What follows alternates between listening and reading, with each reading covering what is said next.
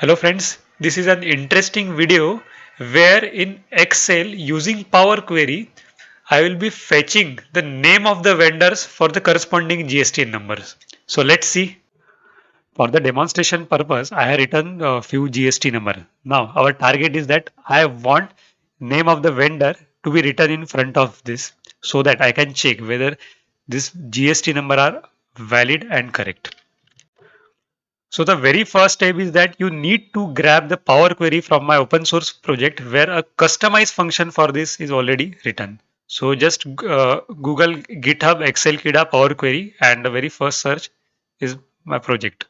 So we'll click here and to GST and you will find a Power Query by name FN. FN stand for function. GSTN info. Okay, let us click here.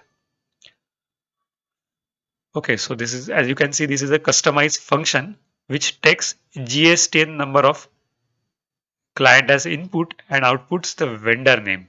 Okay, so let us copy paste this. So I will click raw, select this and let us copy this and I will go to Excel, go to data tab. Okay, get data and launch the Power Query editor. Okay, now we will click on the new source, other sources and we'll create a blank Power Query. And let us edit this blank query and I will paste it. Okay, Control V. I will paste this. Okay, so this Power Query is there. So now let us proceed to the next step. This approach basically requires any successful login session. Okay, so that we can grab the cookies from any login and even grab the browser version so that we will make it appear as if we are requesting this from browser itself instead of Excel. Okay, so you need to log in into your GST account. Okay, I already log in. Now we need to grab our session. Okay, so it is technically hacking down into our own browser session. Okay, so I will press F12. So one window pops out from bottom and we'll have to click on the network tab. Okay, now let us make some requests so that we can grab the cookies and browser make. So I will just click here. Let us press search button. Okay, now we will click on this request. Let me expand this window. Okay, somewhere you will find in the request header. Okay, in the request header, somewhere you will find the cookie, and you will also find browser make. So user agent is basically your browser make. So just copy this. I'm selecting this. Okay, Control C, and I will first copy the browser make. So I will delete this default one, and I will paste it here. Okay, and next we need to grab the authorization cookie.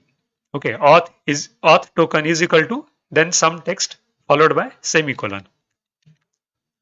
Okay, let us find it somewhere in the cookies. Okay, see, auth token is equal to this token semicolon. Okay, Control C. Okay, let me remove this existing one because the cookies get expired in few minutes. I think after 20 to 30 minutes, these cookies get expired. Okay, because your session gets expired. So friends, now this will actually make Power Query appear as it this information we are fetching from the browser instead of Excel. Okay, so let me press done. So, uh, so this thing is our function is ready. Okay, let's check by entering any value. Okay, let us check this. So I need any GST number. Okay, let us press close and load and test it with any one GST number. Okay, so let's see. I will copy this GST number. Okay, let me copy this and test it. I will again launch Power Query Editor and check if this thing is working. This session is working or not.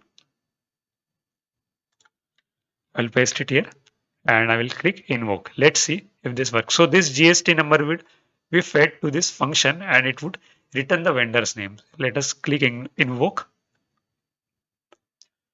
Okay, so this was the GST number of Haldiram Marketing Private Limited. So this seems to be working. So let me delete this and okay, now we need to give this function any name, good name. So I will right click and rename it and let's say query GSTN. Okay, we will name this function as query GSTN. And remember, this function can be used from Power Query only, not from Excel. Okay, so I rename this function to query GSTN so that in the Power Query, now from onward, I can use this function. Okay, I will close this Power Query editor and now let us integrate this both the two things. Okay, so I will select this. Okay, and in the data tab and in the Power Query, okay, I will convert this to table, Power Query dynamic table. Okay, and my table has a header and let us press OK. So it will again launch Power Query Editor and this time Excel has taken a data inside Excel itself as a source. Okay, so let me rename this.